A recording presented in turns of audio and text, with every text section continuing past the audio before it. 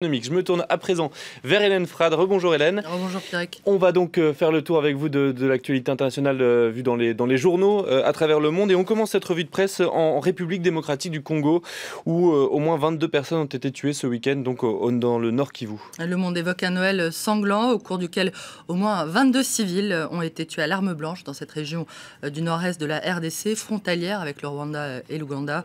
Selon l'administrateur territorial Amici Kalonda, l'attaque aura été perpétrée par les forces démocratiques alliées, une rébellion ougandaise musulmane installée dans la région depuis plus de 20 ans et accusée par les autorités congolaises d'être responsable des tueries dans la région, selon Le Monde, qui parle d'une violence au rouage complexe face à laquelle le gouvernement congolais et les casques bleus de la mission de l'ONU au Congo, la MONUSCO, seraient impuissants.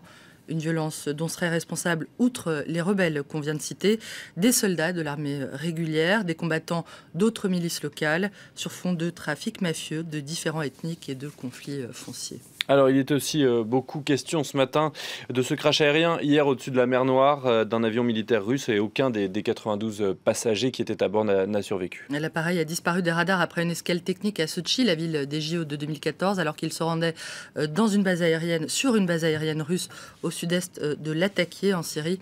À son bord se trouvaient 64 membres des Chœurs de l'Armée Rouge, dont la photo fait la une ce matin de Moskovski Komsomolets, qui évoque un dimanche noir pour la Russie. Alors qu'une armada, vous l'avez évoqué, a été déployée pour retrouver les débris de l'avion, dont les boîtes noires n'ont pas encore été récupérées. Niezawissimaya Gazieta, parle de l'une des plus graves catastrophes aériennes de l'histoire de la Russie. Un drame attribué par les autorités russes à une erreur de pilotage ou un problème technique, ce qui exclurait donc l'hypothèse d'un attentat. Cette piste est également évoquée par le quotidien Izvestia, l'un des plus anciens journaux de Russie, qui indique que l'accident pourrait être dû à l'obsolescence de l'avion, un Tupolev 154. Selon The Moscow Times, l'appareil aurait été mis en service il y a 33 ans et serait passé en maintenance seulement 2 mois avant la catastrophe. Le Tupolev 154, qui a été conçu durant la guerre froide comme une réplique du Boeing 727 et ne vole quasiment plus dans sa version passager, a déjà été impliqué dans plusieurs accidents, comme celui du 10 avril 2010, dans lequel le chef de l'État et plusieurs responsables polonais avaient trouvé la mort dans l'ouest de la Russie.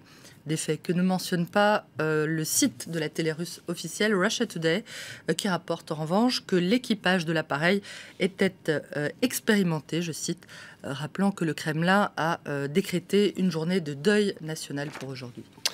Elle a une également la convocation hier de l'ambassadeur des États-Unis en Israël. D'après The Wall Street Journal, cette convocation intervient 2 jours après l'adoption, grâce à l'abstention américaine, d'une résolution de l'ONU pour l'arrêt de la colonisation israélienne des territoires palestiniens. Le quotidien évoque un signe de protestation de la part du Premier ministre israélien Benjamin Netanyahou, qui aurait aussi demandé aux membres de son gouvernement de restreindre leurs déplacements dans les pays ayant voté en faveur de cette résolution, d'après The Jerusalem Post, qui voit dans le vote de vendredi une méchante réprimande, je cite, à l'égard de l'État hébreu, et dans la réaction de son Premier ministre, la volonté de faire comprendre aux détracteurs de sa politique qu'Israël ne servira plus de punching ball, je cite toujours, au sein des grandes organisations internationales. Netanyahou vient de jeter le gant, prévient le journal, et maintenant nous allons bien voir quels seront les États qui souhaitent continuer à bénéficier des prouesses technologiques en matière de sécurité et de renseignement d'Israël. Le Monde commence à sauver Israël de lui-même, répond le quotidien de gauche Haaretz. Le Père Noël Obama vient d'offrir un merveilleux cadeau en Israël en ne laissant pas les États-Unis opposer leur veto à la résolution de l'ONU condamnant les colonies, remercie le quotidien israélien. Allez, un mot pour terminer de la disparition hier du chanteur George Michael à l'âge de 53 ans. Georgios Kyriakos Panayiotou, de son vrai nom, avait débuté sa carrière au début des années 80 avec le groupe Wham et vendu plus de 100 millions d'albums. C'est ce que rappelle ce matin The Independent, qui revient, Pierrick, sur le parcours de celui dont l'image fut d'abord celle d'un poster boy, un minet décoloré en mini-short moulant, idole des jeunes filles en fleurs, puis celle d'une icône pop tourmentée, assumant aussi son homosexualité. George Michael avait fait de cette transformation d'ailleurs une chanson, Freedom, Liberté.